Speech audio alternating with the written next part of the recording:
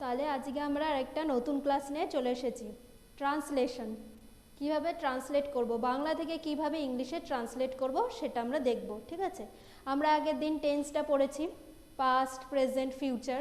আশা করি তোমাদের সব মনে আছে। তাহলে চলো ট্রান্সলেটটা করা আমরা শিখি। দেখো এখানে আমি কি লিখেছি, প্রথম সেন্টেন্সটা, সূর্য হয় লাল। তাহলে সূর্য হয় লাল, হয় এই কথাটা কিন্তু প্রেজেন্টেই আছে, প্রেজেন্ট টেন্সে। তার জন্য আমি কি করেছি, সান ইজ রেড, বোঝা গেল। তারপর দেখো ঘরটি ছোট, এখানটায় হয়, হই, কিছুই লেখা নেই। তাহলে কি করে বুঝবো, যখন এরকম কিছু লেখা থাকবে না, হয়, হই, এই জিনিসটা লেখাই নেই, ঠিক আছে, তখন আমরা কিন্তু ধরেই নেব যে ওটা প্রেজেন্টে আছে, ওটা কিন্তু আমরা ধরেই নেব প্রেজেন্টে আছে। তার জন্য আমি কি করেছি, দ্য রুম ইজ স্মল। তারপর দেখো আমি লম্বা নই, এখানে একটা ব্যাপার আছে, এই জায়গাটা ভালো করে দেখতে হবে, নই না, নেগেটিভ কথাটা আসছে, নেগেটিভ সেন্টেন্স হয়ে যাচ্ছে কিন্তু এটা, এখানে বোঝা গেল। তাহলে নেগেটিভ সেন্টেন্স কিভাবে করব এবার সেটা দেখে নাও। আমি লম্বা নই, তাহলে আমি কি লিখবো, আই অ্যাম নট টল। আমি লম্বা নই, আই অ্যাম নট টল। তারপরে তন্ময় চালাক, তন্ময় ইজ ক্লেভার। তারপরে দেখে নি কি আছে, তন্ময় কি চালাক, এই জায়গাটায় কিন্তু আমি প্রশ্ন করছি, তন্ময় কি চালাক। তাহলে আমি বলবো হ্যাঁ তন্ময় চালাক, কি না তন্ময় চালাক। যখনই কোনো উত্তর হ্যাঁ কিংবা নাতে আসবে তখন কিন্তু এই যে কি, বাংলায় কি, এই জিনিসটা কিন্তু একটু ফলো করতে হবে, এই স্পেলিংটা, বাংলায় কি এর স্পেলিংটা। যখনই কয়ে রশ্মি থাকবে তখন কিন্তু অ্যান্সারটা হ্যাঁ কিংবা নাতে আসবে। তাহলে এখানে আমি যদি ধরো আমি প্রশ্নটা করা হয়েছে, তন্ময় কি চালাক, আমি কি বলবো, হ্যাঁ তন্ময় চালাক। তাহলে এটা বলবো, কিংবা বলবো না তন্ময় চালাক নয়। তাহলে এটা আমরা বলবো, দুটো উত্তর হতে পারে, তাহলে দুটো উত্তরেরই কিন্তু হ্যাঁ কিংবা না দিয়ে শুরু হচ্ছে, তখন কিন্তু কি এর বানানটা কয় রস্য হয়ে যাবে। আর যখনই কোনো কিছুর উত্তর অনেক বড় সেন্টেন্সে হবে, তুমি কি খাচ্ছ, তখন কিন্তু কিটা কিন্তু হ্যাঁ না হবে না, তখন কিন্তু কিটায় কি অ্যান্সার হবে, আমি বিস্কুট খাচ্ছি। আমি কি, তুমি কি খাচ্ছ, আমি উত্তর দিলাম আমি বিস্কুট খাচ্ছি। তাহলে কি খাচ্ছি, এই জায়গাটায় কিন্তু কিটা কয়ে দীর্ঘি হবে, বোঝা গেল। কয়ে দীর্ঘি কির আর কয়ে রশ্মি কির মধ্যে ডিফারেন্স, তাহলে এটা হলো কয়ে দীর্ঘি আর কয়ে রশ্মি কির মধ্যে ডিফারেন্স। তাহলে দেখো যখন এরকম প্রশ্ন থাকবে তখন কিন্তু কয়ে রশ্মি যদি থাকে তাহলে কি করে কি করব, তাহলে দেখো এই যে আমরা এখানে কি লিখেছিলাম, বিভার্ব দিয়েছিলাম তাই না, সাবজেক্ট বিভার্ব, তারপরে ক্লেভার, এটা কিন্তু অ্যাডজেক্টিভ, কারণ তন্ময়ের এটা কি দোষ গুণ এগুলো বোঝাচ্ছে। তাহলে তন্ময় কিন্তু নাউন বা সাবজেক্ট, কারণ তন্ময়ের সম্পর্কে আমি এখানে কথা বলছি, আর এখানে বিভার্ব ইজ, তারপরে কি বসিয়েছি অ্যাডজেক্টিভ। তাহলে যখনই আমি এই কি হ্যাঁ কিংবা নার উত্তরটা হবে তখন সেই প্রশ্নটা কি করে সাজাবো, দেখো ইজটা আগে চলে আসবে, বিভার্বটা আগে চলে আসবে, বিভার্ব, বোঝা গেল, বিভার্বটা সবার আগে চলে আসবে।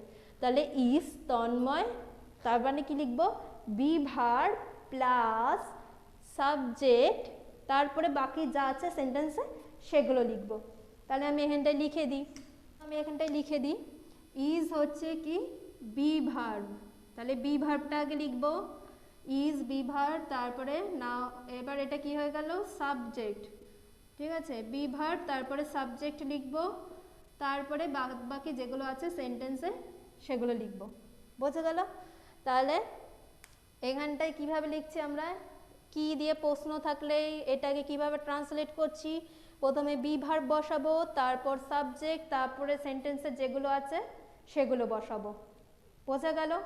তারপরে দেখো তন্ময় কি চালাক নয়, এই জায়গাটা প্রশ্নটা একটু ভালো করে দেখতে হবে, তন্ময় কি চালাক নয়।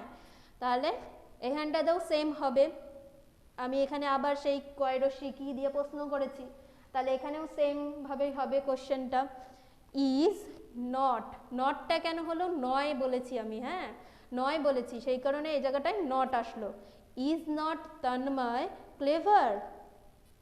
তাহলে নটটা কিন্তু কোথায় আসবে, এটা নিয়েও একটা ব্যাপার আছে। নটটা যদি আমি সেন্টেন্সে তন্ময় কি নাউন, রাইট, তন্ময় কিন্তু এখানে নাউন, তাহলে নাউন যদি হয় তাহলে কিন্তু নটটা কিন্তু এই যে দেখে নাও, আমি এখানে লিখে দিচ্ছি, নট লিখব,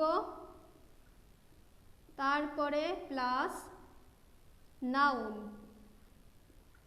সেজন্য নটটা কিন্তু নাউনের আগে বসে, সেজন্য দেখো আমি নটটা এখানে লিখেছি, আগে লিখেছি নাউনের আগে। আর এবার যদি প্রোনাউন মানে হি, শি, ইট, আই, এগুলো কিন্তু প্রোনাউন হয়ে যাচ্ছে, বোঝা গেল, এটা কিন্তু প্রোনাউন হয়ে যাচ্ছে। তাহলে প্রোনাউন হলে কিন্তু আগে প্রোনাউন লিখব, তারপরে লিখব নট, তারপরে কিন্তু নট লিখব, বোঝা গেল। তাহলে নটের পজিশনটা কোথায় হবে, যদি নাউন থাকে তাহলে নাউনের আগে নট বসবে, আর যদি প্রোনাউন থাকে কোয়েশ্চেনে তাহলে কিন্তু নটটা প্রোনাউনের পরে বসবে, বোঝা গেল। আমি আরেকটা এটা দিয়ে আরেকটা আমি এক্ষুনি তোমাদেরকে এক্সাম্পল দেখিয়ে দিচ্ছি, তাহলে দেখে নাও। এবার দেখো, তুমি কি অলস নও, তুমি কি অলস নও, তাহলে তুমি ইংলিশে কি হয়ে যাবে, ইউ, ইউ হয়ে গেল আমাদের কি, ইউ কিন্তু আমাদের প্রোনাউন, রাইট, নাউনের পরিবর্তে যেগুলো বসে সেগুলো কি হয়, প্রোনাউন।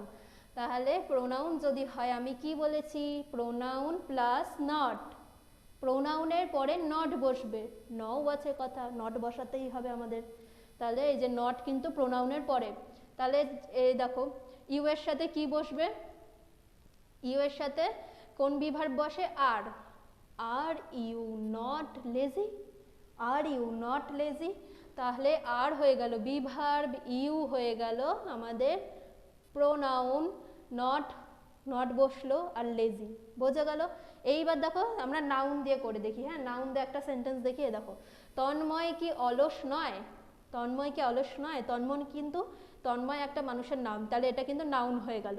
তাহলে ইজ নট তন্ময় লেজি, তাহলে নটটা দেখো এখানে নাউনের আগে বসেছে, আমি কি বলেছিলাম রুলসে, এখানে দেখো নট কিন্তু নাউনের আগে বসে, তার জন্য ইজ নট তন্ময় লেজি, বোঝা গেল। এটা হলো এতগুলো যেগুলো দেখলাম এখনো পর্যন্ত, সেগুলো হলো সব প্রেজেন্ট টেন্সের নিয়ম, মানে প্রেজেন্ট টেন্সের সব ট্রান্সলেশন। এবার চলো পাস্ট টেন্সের কিছু ট্রান্সলেশন দেখে নিই। তো এবার দেখো আমি কি বলেছিলাম আগের ভিডিওতে, ছিলাম, ছিল, ছিলেন, যখনই থাকবে সেটা বুঝে নেব পাস্ট টেন্সে আছে। তাহলে দেখো আমি এখানে কি লিখেছি, রাহুল দুঃখিত ছিল, ছিল, তাহলে রাহুল ওয়াজ স্যাড, রাহুল ওয়াজ স্যাড। তারপরে দেখো কি লিখেছি, আমরা খেলনা দেখতে গিয়েছিলাম। এইবার একটা বিষয় আছে, দেখতে, দেখতে কথাটা আমরা কিভাবে লিখেছি দেখো, টু সি, যখনই এরকম কোনো ওয়ার্ড থাকবে, ধরো দেখতে বা যেতে, তখন আমরা কি করব, টু লিখবো, প্রথমে টু, টি ও টু লিখবো, দেখো আমি এখানে যেরকম লিখেছি, তারপরে যেটা মানে ভার্ব সেটা লিখবো, দেখতে, তার জন্য টু সি, মানে ভার্বের পাস্ট নয় প্রেজেন্ট ফর্মটাই বসাবো, বুঝেছো। যেখানে এইখানে রয়েছে দেখো আমি বলে দিচ্ছি পুরোটা, দেখো আমরা খেলনা দেখতে গিয়েছিলাম, we went to see toy, গিয়েছিলাম, সি লিখলাম, ওয়েন্ট লিখলাম, হ্যাঁ ওয়েন্ট লিখলাম, গিয়েছিলাম ওয়েন্ট লিখেছি। দেখতে কথাটা কিন্তু টু সি হবে, যখনই কোনো কিছু আসবে এরপর যেতে, তাহলে টু গো, আর টু এর পরে যদি ভার্ব বসে সেটা কিন্তু প্রেজেন্ট ফর্মে বসবে ভার্বের, বোঝা গেল। এটা কিন্তু মেন ভার্ব নয়, মেন ভার্ব হচ্ছে গিয়েছিলাম, প্রধান কিন্তু কাজ আমাদের এটা গিয়েছিলাম, সেজন্য এটাকেই আমরা পাস্টে লিখেছি, দেখো ওয়েন্ট, আর তারপরে দেখতে, আমি বললাম দেখতে যেতে যখনই থাকবে তখনই কিন্তু তে কথাটা আছে, যে জন্য সেই কারণে এখানটায় কিন্তু টু গো, টু সি, আবার খেতে, I went to eat food, আমি খাবার খেতে গিয়েছিলাম, I went to eat food, আমি খাবার খেতে গিয়েছিলাম, খেতে, বোঝা গেল জিনিসটা। এইবার দেখো নেক্সট সেন্টেন্সে আসি, তুমি কি খুশি ছিলে, ওই একই ব্যাপার, ছিলাম, ছিল, ছিলে থাকলে কি হয়ে যাবে পাস্ট, আর প্রশ্ন কি বলেছিলাম, কি দিয়া প্রশ্ন থাকলে ফার্স্টেই আমি বি ভার্ব লিখবো, ফার্স্টেই আমি বি ভার্ব লিখবো, তারপরে সাবজেক্ট লিখবো। তাহলে ইউ এর সাথে বি ভার্ব কি বসে? আর আর ছিল যেহেতু বলেছি আমি পাস্ট, সেজন্য কিন্তু এখানটায় ওয়্যার লিখেছি আমি, সেজন্য ওয়্যার লিখেছি। আর এর পাস্ট ফর্ম ওয়্যার, সেজন্য ওয়্যার ইউ সাবজেক্ট, ইউ হচ্ছে সাবজেক্ট, ইউ এর সম্পর্কে কথা বলছি আমি সেন্টেন্সে। তাহলে ওয়্যার ইউ হ্যাপি, তুমি কি খুশি ছিলে? তারপরে দেখো আমি এই জায়গাটা একটু, হ্যাঁ, আমি খুশি ছিলাম না, আমি খুশি ছিলাম না। আই ওয়াজ নট হ্যাপি, এখানে কিন্তু কোনো কোশ্চেন নয়, কোশ্চেন করছে না, সেজন্য দেখো আই তারপরে বি ভার্ব, মানে আই মানে এখানে সাবজেক্ট, তারপরে বি ভার্ব, তারপরে নট, তারপরে বাকি যা আছে সেগুলো সব বসবে। তাহলে আই ওয়াজ নট হ্যাপি, বোঝা গেল কেন লিখেছি। এইবার দেখো তারা কি অলস ছিলেন না, তারা কি অলস ছিলেন না। তার আগে আমি বলি তারা মানে দেই, দেই কি হয়ে গেল আমাদের? প্রোনাউন। আর প্রোনাউনের আগে কি বলছিলাম? প্রোনাউনের আগে বসবে না পরে বসবে? নটটা পরে বসবে। তার জন্য দেখো কি কি করেছি আমরা, বি ভার্ব কি দিয়ে থাকলে, প্রশ্ন থাকলে বি ভার্ব আগে লিখবো, কি দিয়ে প্রশ্ন থাকলেই কিন্তু বি ভার্ব আগে লিখবো। তার জন্য দে এর সাথে ওয়্যার বসে, ওয়্যার হচ্ছে আর এর past form, were they not lazy, যেহেতু আমি আগেই বললাম প্রোনাউনের পরে নট বসবে, তাহলে বলছে ওয়্যার দে নট লেজি। তারপরে দেখো রাহুল কি দুঃখিত ছিল না, তাহলে কি লিখবো? Was not Rahul sad. তাহলে নটটা আমি দেখো নাউন বলে নাউনের আগে লিখেছি, আর আমরা তো জানি কি দিয়ে প্রশ্ন হলেই বি ভার্ব আগে বসবে। তাহলে ক্লিয়ার কিভাবে আমরা পাস্ট টেন্সে যদি সেন্টেন্স থাকে কিভাবে ইংলিশে ট্রান্সলেট করব। তাহলে চলো এবার বাকি রইল কিছু ফিউচার টেন্সের ট্রান্সলেট।